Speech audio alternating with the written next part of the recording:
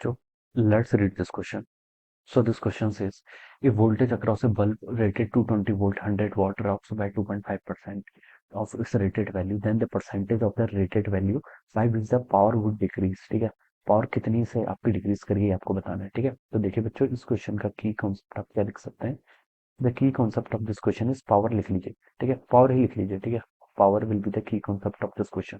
बच्चों देखिए, पावर का बेसिक फार्मूला क्या होता है। पावर का जो बेसिक फार्मूला होता है, पावर हम डिफाइन करते हैं वी इंटू आई के इक्वल होता है। ठीक है, ये आपका बेसिक फार्मूला है। अब आगे आप डिफाइन कर लीजिए, आप किसके लिए डिफाइन कर रहे हैं। यहाँ पर हम बल्ब के लिए डिफाइन कर रहे हैं। ठीक है, तो आई को हम क्या लिख सकते हैं, वी बाय आर लिख सकते हैं फ्रॉम द ओम्स लॉ। तो ये वी स्क्वायर बाय आर भी हो सकता है। ठीक है, हम यहाँ पर से देखिए वी को आई आर भी लिख सकते हैं, तो आई स्क्वायर इंटू आर ये भी हो सकता है। ठीक है, तो तीनों ही फॉर्मूले वैलिड है। ओके, हमें यहाँ पर कौन सा यूज करना है। देखिए, हमें यहाँ पर देखिए वोल्टेज गिवन कर रखी है और पावर गिवन कर रखी है। ठीक है, तो वोल्टेज और पावर के बीच में देखिए एक फार्मूला आपके पास ये वाला आ जाएगा, वी इंटू आई, और एक फार्मूला भी ये यूज कर, देखिए हम ये वाला फार्मूला यूज करेंगे। क्यों करेंगे, क्योंकि देखिए क्वेश्चन में हमें वोल्टेज तो दे रखी है, रेजिस्टेंस आपका कांस्टेंट होगा, रेजिस्टेंस आपका चेंज नहीं कर रहा है। ठीक है, ठीक है, अगर हम यहाँ पर आई स्क्वायर इंटू आर ये वाला फार्मूला यूज करने की सोच रहे हैं, तो बच्चों देखिए आई की डिपेंडेंसी हमें क्वेश्चन में मेंशन नहीं की हुई है। ठीक है, आई तो आपका वेरी कर रहा है, तो इसलिए हम ये वाला फार्मूला यूज करेंगे। पावर किसके इक्वल हो जाएगा, आपका वी स्क्वायर बाई आर के इक्वल। ठीक है, अब बोल रखा है कि voltage drops by 2.5% of its rated value. ठीक है, बच्चों 2.5% आपका क्या है, स्मॉल चेंज है लार्ज चेंज है, स्मॉल चेंज है। स्मॉल चेंज है तो हम उसका एल एन वाले तरीके से कर सकते हैं। ठीक है, आप क्या कर लीजिए, दोनों साइड एल एन ले लीजिए, एल एन पी। ठीक है, और यहाँ पर आपका ये हो जाएगा आपका एल एन ऑफ कितना, वी स्क्वायर बाई आर लेंगे। ठीक है, बेसिक तरीके से मैं इसको सॉल्व कर रहा हूँ। एल एन पी का देखिए आप क्या इसको आप ऐसा लिख सकते हैं, एल एन पी, और लेफ्ट राइट साइड पर जाएगा 2 times L N of V square by R है ना। ठीक है, तो इसको आप ऐसा कर सकते थे। ठीक है, माइनस एल एन आर, इस टर्म को आपने अलग अलग लिख लिया। ठीक है, ऐसे लिख सकते हैं, मैंने करा कि basically L N M by N का फॉर्मूला होता है ना, क्या होता है, L N M minus L N N. ठीक है, पहले मैंने इसको ऐसे सॉल्व कर लिया, एल एन वी स्क्वायर वाले टर्म को अलग ले गया, माइनस एल एन आर कर दिया। ठीक है, अब एल एन एम की पावर एन को मैंने यहाँ पर से ऐसे लिख लिया। ठीक है, ऐसे लिख सकते हैं इसको।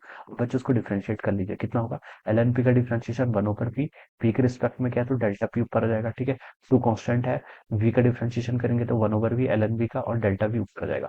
आर कांस्टेंट है तो ये टर्म आपकी जीरो दे देगी, तो ये आपको यहाँ पर से चेंज मिल जाएगा। ठीक है, अब यहाँ पर आपको डेल्टा पी बाई पी ये क्या दे रहा है, fractional change in the power. Delta V by V ये क्या दे रहा है, आपका fractional change in the voltage. ठीक है, यहाँ पर हमें बोल रखा है कि जो आपकी वोल्टेज है वो 2.5% से ड्रॉप कर रही है। क्या कर रही है, वोल्टेज आपकी क्या कर रही है, 2.5% से ड्रॉप कर रही है। आपको परसेंटेज चेंज बताना है। बेसिकली आपको क्वेश्चन में डेल्टा वी बाई वी, ठीक है, इंटू 100 ये वैल्यू क्वेश्चन में गिवन कर रखी है, कितनी, 2.5% के इक्वल। ठीक है, अब मुझे यहाँ पर से बताना है कि पावर कितने से डिक्रीज करेगी। ठीक है, तो इसके लिए मैं क्या करूंगा, delta P by P into 100 ये चीज मुझे यहाँ पे बतानी है।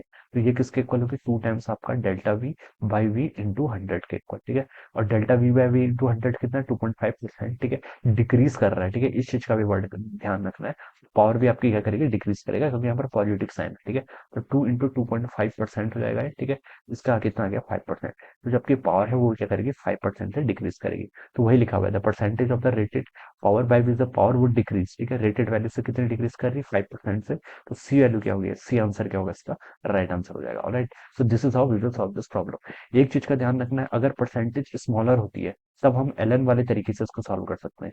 अगर परसेंटेज लार्जर होगी फिर ये तरीका वैलिड नहीं होगा। फिर कैसे करना पड़ेगा, फिर हमें यहाँ पर वैल्यूज ही पुट करनी पड़ेंगी। ठीक है, वी प्लस डेल्टा वी का स्क्वायर डिवाइडेड बाय आर, फिर उन दोनों इक्वेशंस को हमें डिवाइड करना पड़ेगा, वहां से उसे सॉल्व करेंगे। ठीक है, but for smaller changes we can use this L N approach. Okay, so I hope you are understood this concept. All the best and thank you so much.